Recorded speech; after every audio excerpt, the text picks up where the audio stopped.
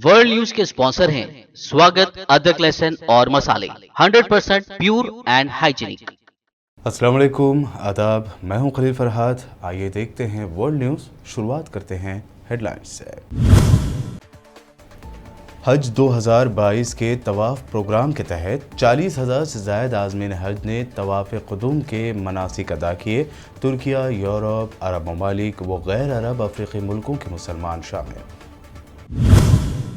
बैतुल मुक़द्दस में मस्जिद अक़सा की मशरिक़ी दीवार से लगे तारीख़ी बाबुर रहमा कब्रस्तान में भड़की आग। इसराइली हुकूमत की लापरवाही और तारीख़ी मकामात की मरम्मत पर पाबंदी बताई गई वजह।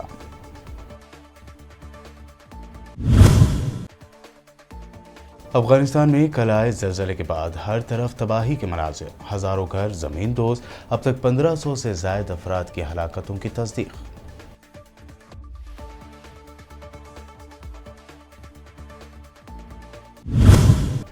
तवील सियासी कशीदगी और कड़वाहट के बाद सऊदी अरब और तुर्की के दरमियान दोस्ताना ताल्लुकात की शुरुआत। सऊदी वली अहद पहुंचे तुर्की। सदर एर्दोगान ने किया पुरतपाक इस्तकबाल। आपसी ताउन पर दोनों रहनुमाओं का इत्तेफाक। महाराष्ट्र में जारी सियासी घमासान के दरमियान शिवसेना MP संजय राउत ने किया दावा। कहा, बागी 40 में से 20 MLAs हमारे राब्ते में, हमारी लड़ाई जारी रहेगी।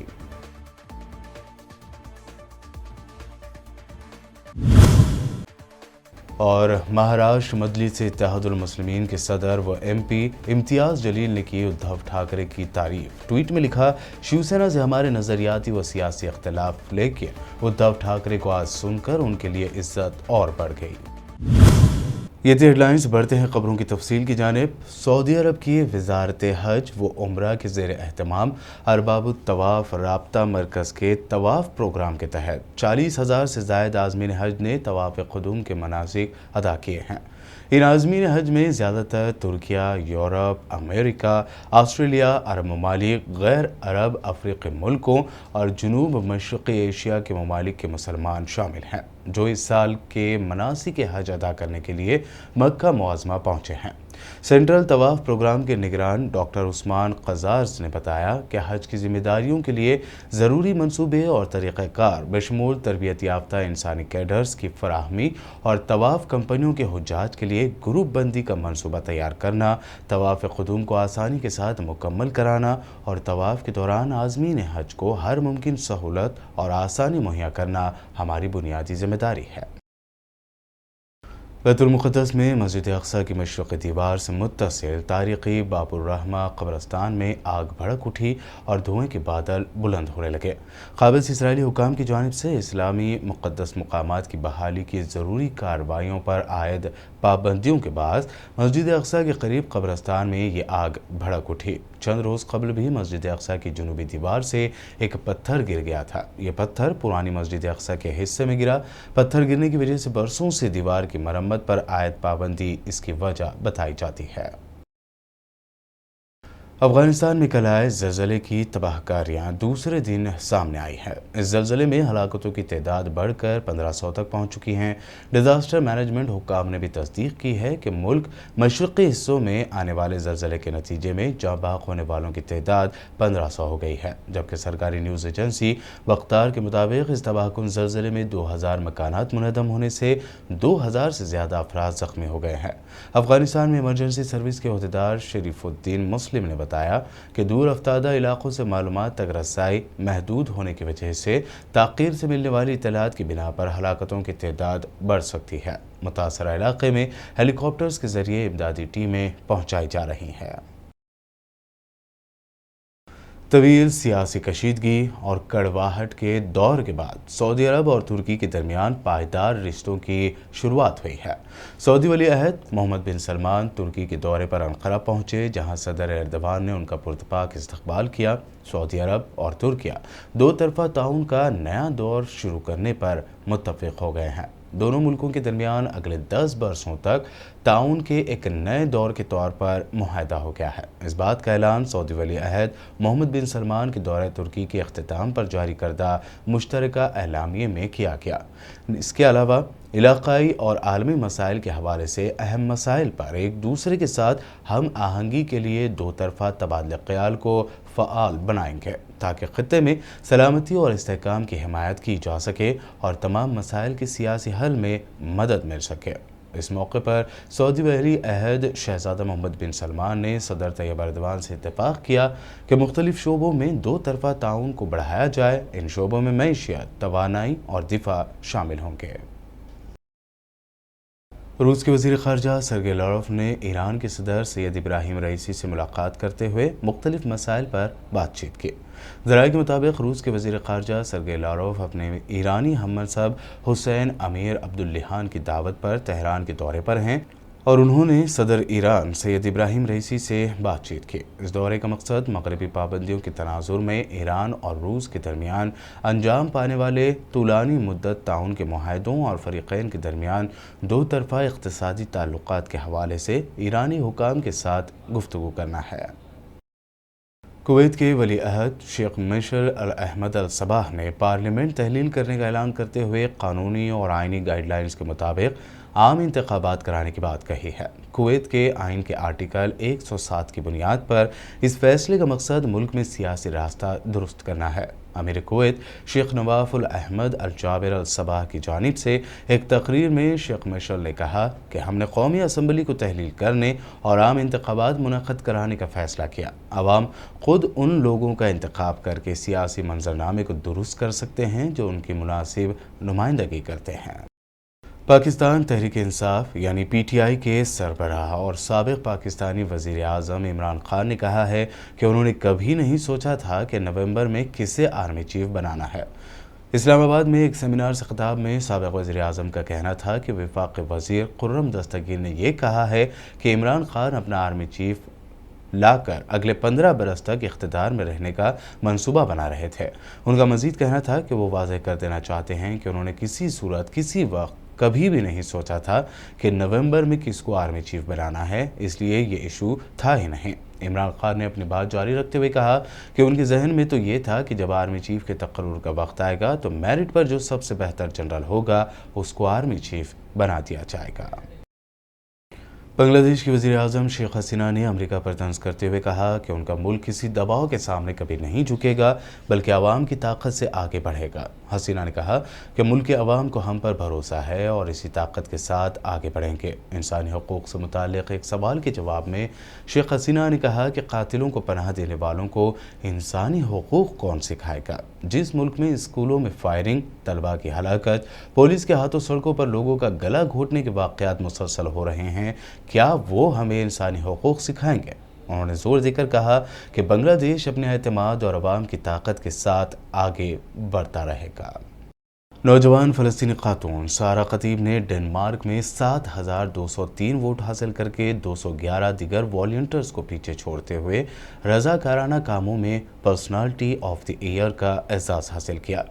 खुल्स प्रेस के मुताबिक सारा अल खतीब ने कहा कि मुकाबले में हिस्सा लेने का तजुर्बा इस हकीकत पर मुबनी था कि वो डेनमार्क के मुआशरे और दीगर अक़लियतों के लिए रज़ाकाराना काम कर रही हैं। उन्होंने इशारा दिया कि मैंने गैर मुल्की अक्सरियत यानी अरब और मुसलमान के आबाद रिहायशी कंपाउंड्स की कामयाब कहानियों और दस्तानों को फ़रोग़ देने पर तवज्जो मरकूज़ की। जनूबी तुर्किया के जंगलात में फिर एक मरतबा भयानक आग भड़क उठी है। ज़राए के मुताबिक फायर फाइटर्स और दीगर अहलकार जनूबी तुर्किया के जंगलों में लगी आग पर काबू पाने की भरपूर कोशिश कर रहे हैं। मोगला सूबे के मार्मारास ज़िले में आग लगने की वजह ताहाल मालूम नहीं हो सकी। आंधी के बाद आग के शोले कुछ ही देर में तेज़ी से फैल रहे हैं। मोगला के गवर्नर ओरहान तोली का कहना है कि Mogla regional directorate of forestry से वाबस्ता हेलीकॉप्टर जंगलात के कारकुनों के साथ ऑपरेशन में हिस्सा ले रहे हैं और छिड़कने वाले और तामीराती आलात का भी इस्तेमाल आग बुझाने के लिए किया जा रहा है। वेनेज़ुएला में दारुल हुकूमत कराकस के करीब एक बिजनेस प्लेन गिरकर तबाह होने से 6 अफराद हलाक हो गए। मीडिया रिपोर्ट्स के मुताबिक पोर्टो काबेलो से कराकस आने वाला एक लेयर जेट सी बिजनेस जेट वेल्स 55 डेल टोए घाटी के करीब गिरकर तबाह हो गया। तैयारे में 4 मुसाफिर सवार थे जिनमें 2 पायलट और एस्टूडियांट्स डी मेरिडा फुटबॉल क्लब के सदर क्रिश्चियन टोनी भी शामिल थे। वर्ल्ड न्यूज़ में खबरों का सिलसिला लगातार यूं ही जारी रहेगा। फिलहाल रुकते हैं एक छोटे से ब्रेक के लिए।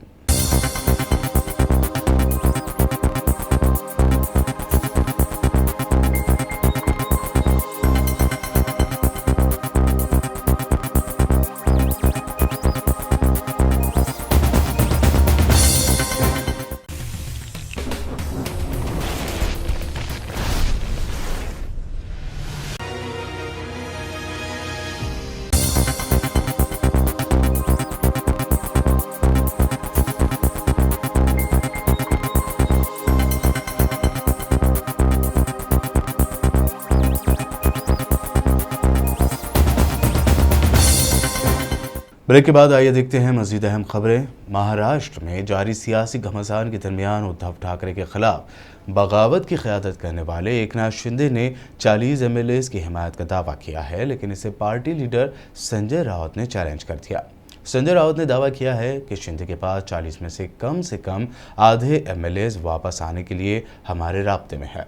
उन्होंने कहा कि हमारे राब्ते में जो 20 MLAs हैं, जब वो मुंबई आएंगे तो पता चल जाएगा। साथ ही जल्द ये इंकिशाफ भी हो जाएगा कि ये MLAs किस दबाव में हमें छोड़कर चले गए थे। इसके अलावा शिवसेना के MP ने बाकी MLAs पर तनकीद करते हुए ये भी कहा कि बाकी शिवसेना MLAs बाला साहब ठाकरे के तय सच्ची अक़ीदत नहीं रखते, जिसकी वजह से ही उन्होंने ऐसा कदम उठाया है। संपर्क में लगभग 20 विधायक है, मैं आपको बताता हूँ, और जब मुंबई में आ जाएंगे तो पूरा खुलासा हो जाएगा। आपने मेरे चेहरे पर देखा है, कोई तनाव है, कोई शिकंज है, कुछ नहीं है। इस प्रकार की जो संकट है, प्रसंग है, तूफान है, उनसे सामना करने का पूरा अनुभव हमको है। हम बाला साहब ठाकरे जी के साथ सालों साल से काम किया है, उद्धव जी के साथ काम किया है। सिर्फ हम बाला साहब के भक्त बोलने से नहीं होता है। जो भक्त बाला साहब का किसी प्रेशर में पार्टी छोड़ता है, ईडी के दबाव में पार्टी छोड़ता है, वो बाला साहब का भक्त नहीं हो सकता। हम है, हमारे ऊपर भी पूरे दबाव है।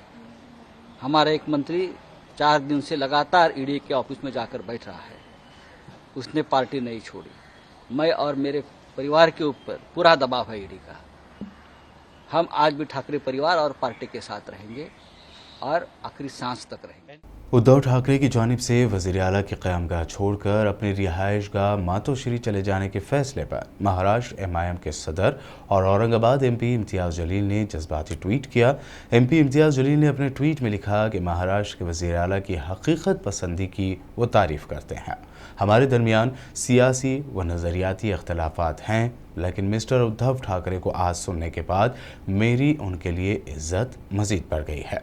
इम्तियाज़ जलील ने आगे लिखा कि उद्धव ठाकरे की शाइस्तगी ने शिवसेना के अंदर उनसे इख्तलाफ करने वालों को ज़ोरदार तमाचा रसीद किया है। मरकज़ी वज़ीर व senior BJP leader Mukhtar Abbas Naqvi ने रामपुर लोकसभा ज़िमनी इलेक्शन में वोट डालने के बाद महाराष्ट्र इलेक्शन पर पूछे गए एक सवाल के जवाब में कहा कि डमी कार और डायलिसिस वाली सरकार ज़्यादा दिन नहीं चलती। उन्होंने कहा कि जब रात है इतनी मतवाली तो सुबह का आलम क्या होगा। उन्होंने दावा भी किया कि हालिया ज़िमनी इलेक्शन में SP लीडर आज़म खान का किला कमज़ोर हो चुका है और 26 जून को आने वाले नतीजों में यह किला मुनहदम हो जाएगा। डमी जो कार होती है और डायलिसिस की सरकार कितने दिन चलेगी? अब ये महाराष्ट्र में जो है वो एक डमी कार और डायलिसिस की सरकार का पूरा के पूरा जुगाड़ और जोड़ तोड़ चल रहा था। जुगाड़ से जो है वो सरकार आप बना तो सकते हैं, चला नहीं सकते।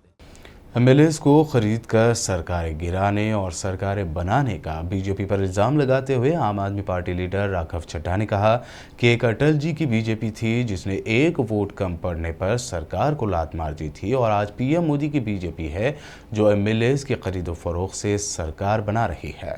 देखिए, एक भारतीय जनता पार्टी थी आदरणीय अटल बिहारी वाजपेयी साहब की,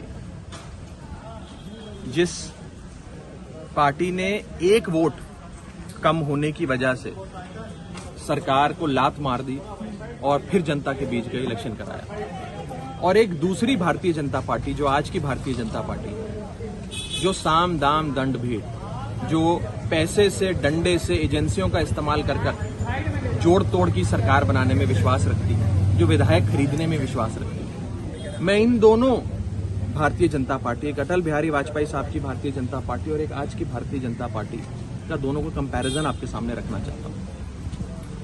एक भारतीय जनता पार्टी थी जो नेचुरल मेजॉरिटी में विश्वास रखती थी कि लोगों द्वारा दिए गई मेजॉरिटी के आधार पर हम सरकार बनाएंगे, और एक आज की भारतीय जनता पार्टी है जो एक आर्टिफिशियल मेजॉरिटी बनाने में विश्वास रखती है, जो नेचुरल मेजॉरिटी में विश्वास नहीं रखती है। और आज इस देश के अंदर जो विधायकों की खरीद फिरोख्त, जो एजेंसियों और डंडे के डर से विधायकों को जैसे जहाजों में बिठाकर, गाड़ियों में बिठाकर आलीशान होटलों में कैद किया जा रहा है, ये सब सत्ता का गंदा खेल आज लोगों के सामने, और मुझे लगता है कि लोग तय करेंगे।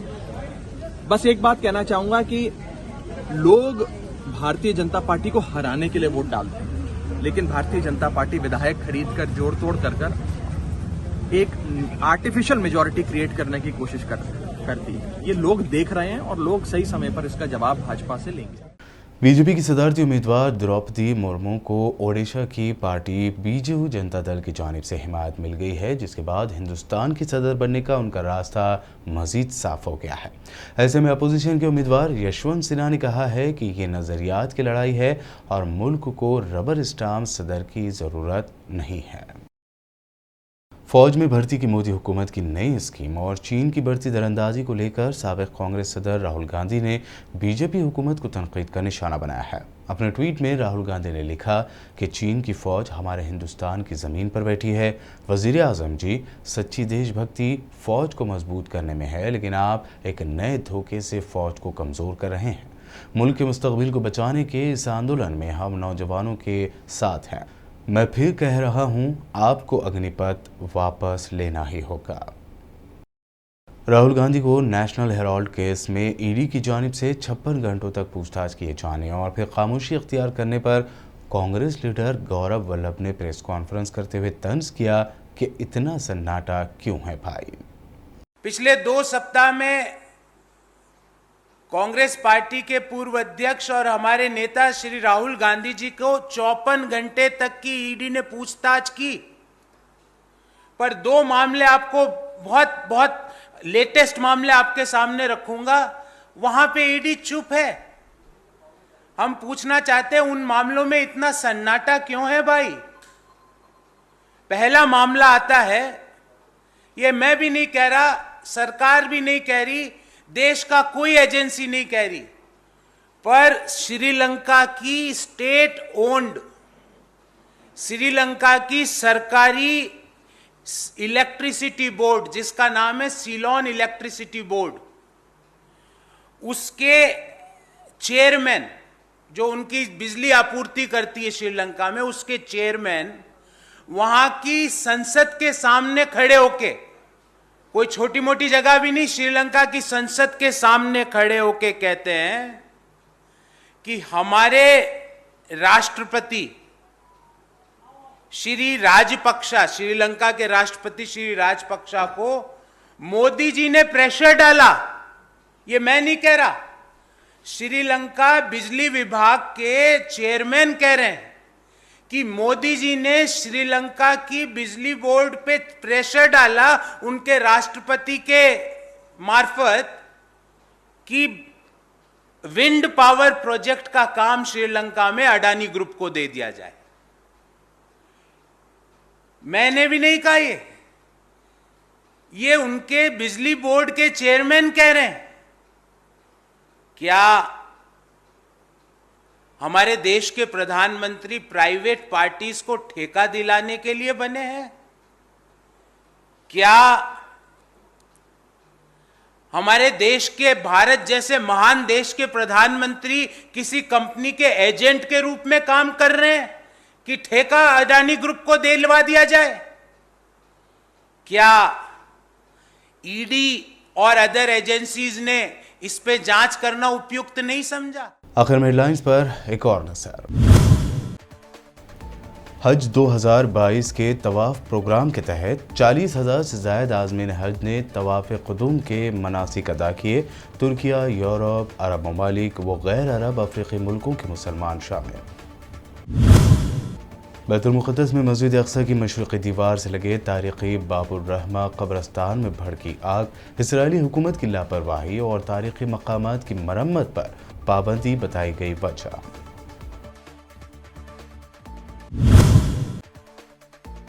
अफगानिस्तान में कल आए ज़लज़ले के बाद हर तरफ तबाही के मनाज़िर, हज़ारों घर ज़मीन दोज़, अब तक 1500 से ज़ायद अफराद की हलाकतों की तस्दीक।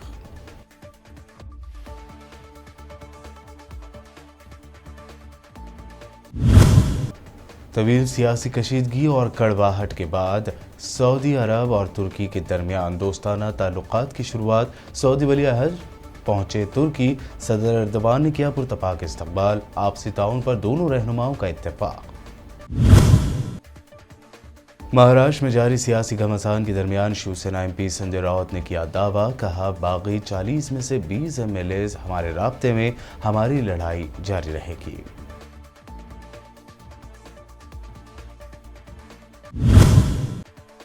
और महाराष्ट्र मजलिस इत्तेहादुल मुस्लिमीन के सदर व MP इम्तियाज जलील ने की उद्धव ठाकरे की तारीफ। ट्वीट में लिखा, शिवसेना से हमारे नजरियाती व सियासी अख्तिलाफ, लेकिन उद्धव ठाकरे को आज सुनकर उनके लिए इज्जत और बढ़ गई। तो वर्ल्ड न्यूज़ में ये थी अब तक की अहम इंटरनेशनल और नेशनल न्यूज़। देखते रहिए BBN चैनल।